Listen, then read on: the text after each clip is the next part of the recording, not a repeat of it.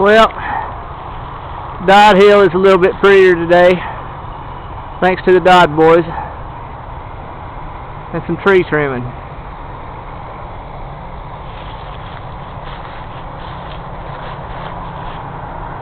You see where we cut that big limb off. Been wanting that thing down for the last 3 or 4 years.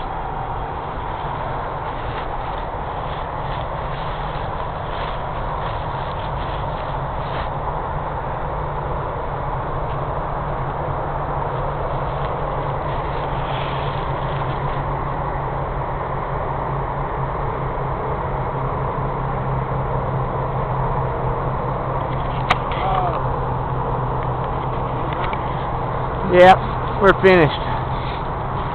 Gotta haul the tools up.